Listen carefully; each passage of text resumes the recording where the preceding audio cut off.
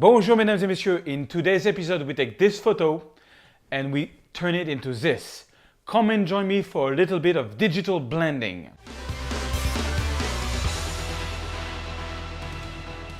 Bonjour! Welcome to episode 47 of my photography, Lightroom and Photoshop tips. My name is Serge Ramelli. I'm a French photographer living in the beautiful city of Paris, but this is in English.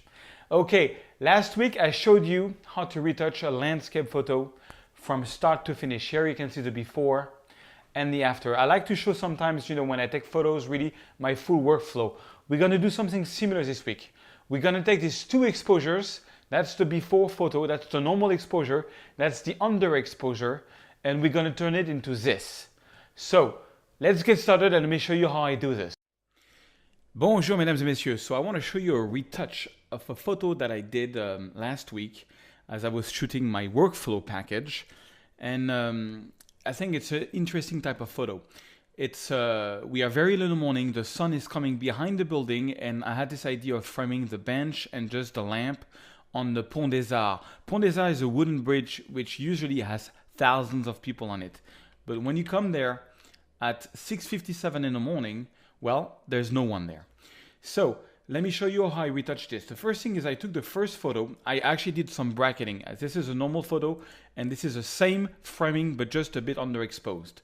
So I'm going to take my first photo and I'm going to do my usual stuff, which is, if you follow me for a while, you know that I'm going to put up the shadows. Check this out. It's amazing what hidden information you have in a raw file. Look at this.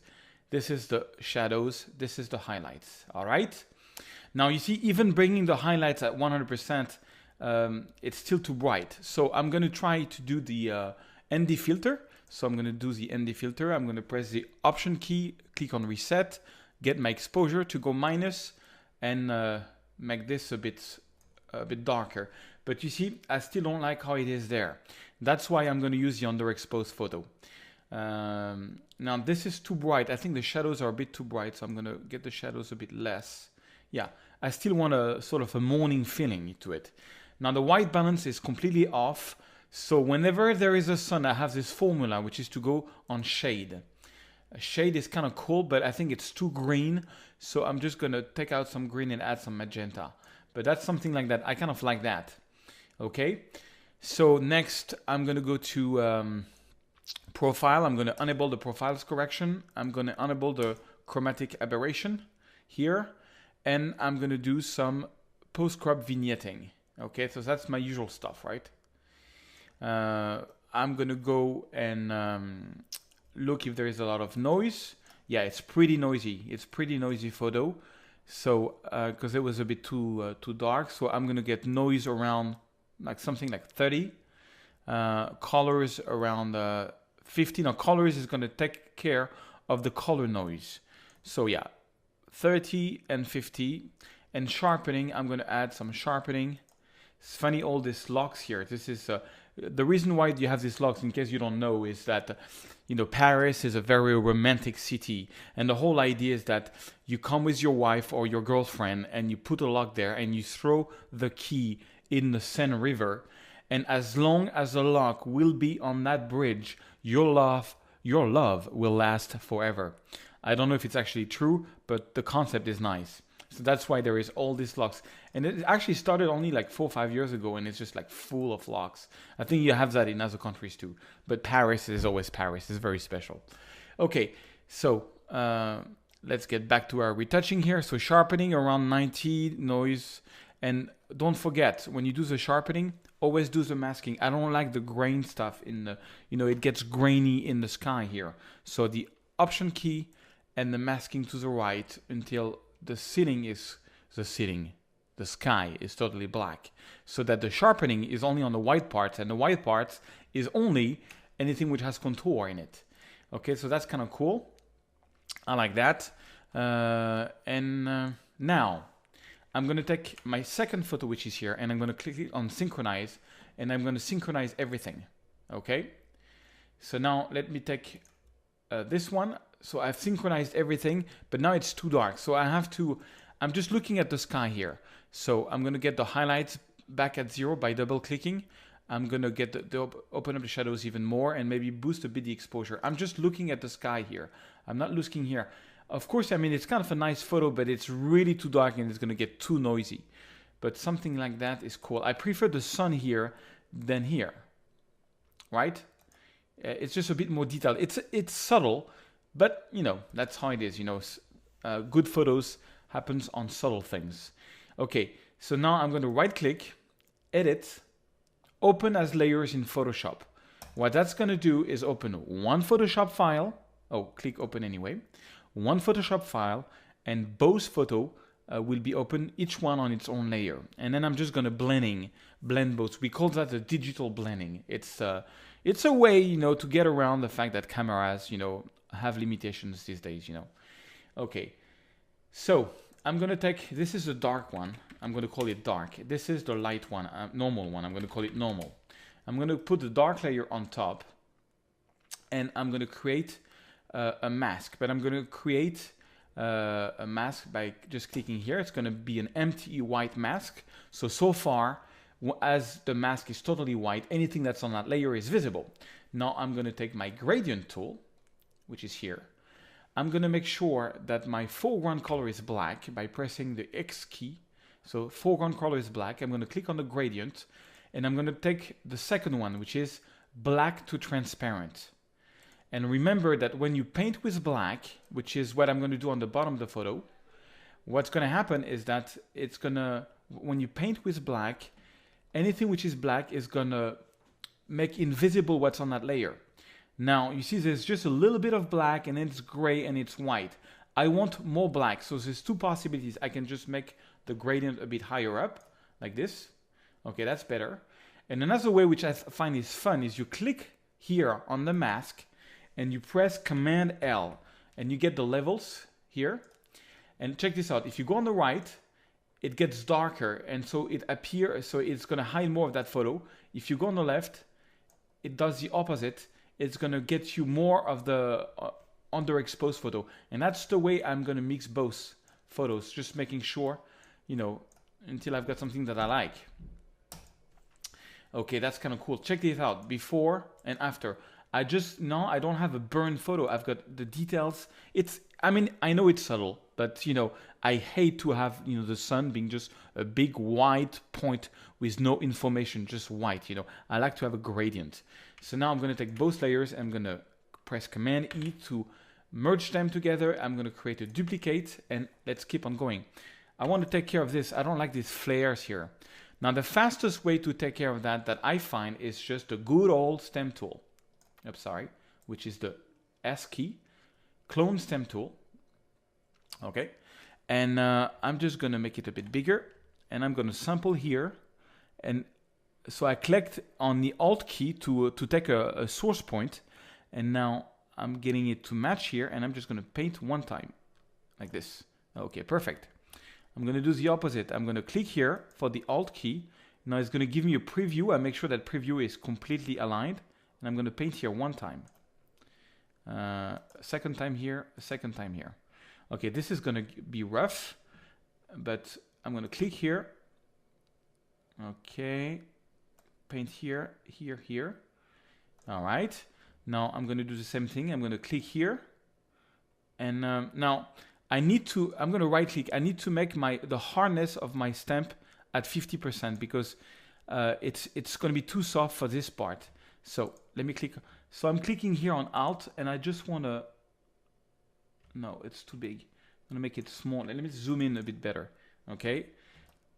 I just want to get this out of the way. So I'm going to click here. Okay. And make this a bit brown. Now I know it's way too much, but it's okay. All right. So I made this very dark. So I'm now going to get the hardness back at 0% to make sure I have got a soft thing. Okay, I'm gonna make this like this, and let's continue. I'm gonna make this here. Okay, take this out, and if you've got repeating patterns, you can just take them out. Okay, now I'm like at 200%. So if I zoom out, you see already it took a lot out, you know, but you still have some colors which I don't like so much. Here, for example, you've got magenta and things like this. So how to take care of that? Well, I did most of it with a stem tool. Check it out before and after, but there is still a bit, you know, weird color cast here. So I'm going to create hue and saturation, okay? And I'm going to click, I'm going to take this tool and I'm going to click here on this color, okay? And I'm going to desaturate it, okay? Okay, that doesn't work so much because desaturating it makes it gray. And so instead of having, you know, a magenta spot, you've got, you know, a gray spot. So that's not cool. So what I'm going to do is I'm going to click on colorize, okay? And I'm just going to change the color, okay? Put it brown. I just want the color to be like the bridge was a little bit, you know, something like that. Okay, perfect. So now everything is colorized. So we don't want that, of course. So what I'm going to do is I'm going to click on the mask and I'm going to invert the mask. Okay, and then I'm going to take a white brush. So I'm taking a brush by pressing B and making sure that my foreground color is white. And I'm going to paint some of that brown here and here just to get the colors a bit out.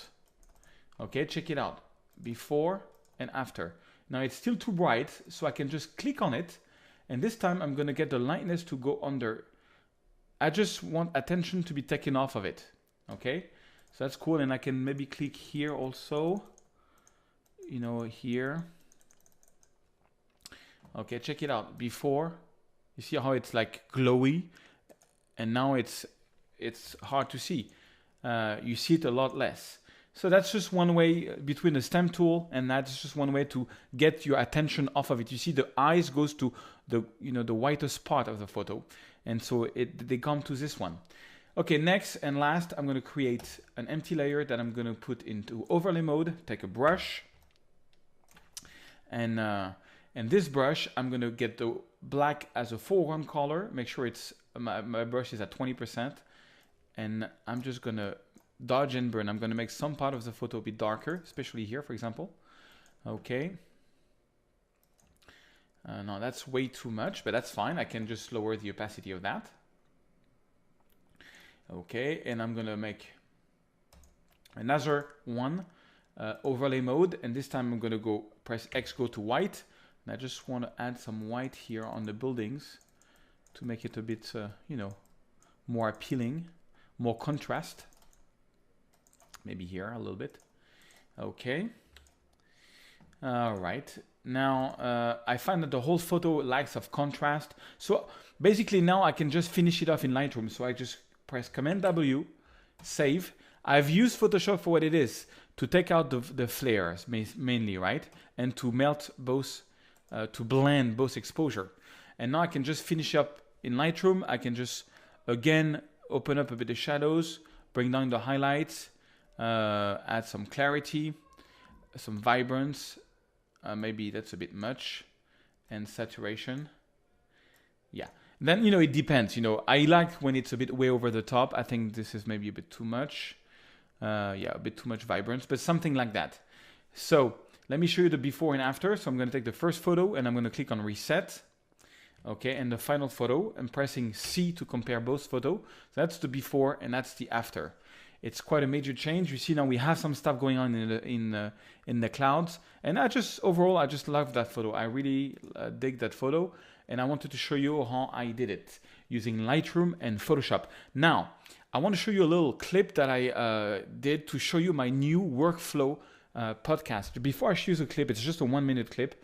I just want to answer a question that I got, like what's the difference between your new workflow package and the Lightroom course and the Photoshop course? There is a major difference. The Lightroom course is really to get somebody to learn Photoshop. To learn Lightroom, for example, or the Photoshop to learn Photoshop. The workflow course is exactly how I actually work, how I retouch the photo for real, in real life. Okay, it's not trying to teach you Lightroom or teach you Photoshop. It's trying to teach you how I work, if you like my type of work. Okay, and that's one thing. And the other thing is that it's also, I show you how I take the photos. I have a cameraman with me who's been shooting me while I was shooting. So I show you, how I compose my photo, how I do my settings.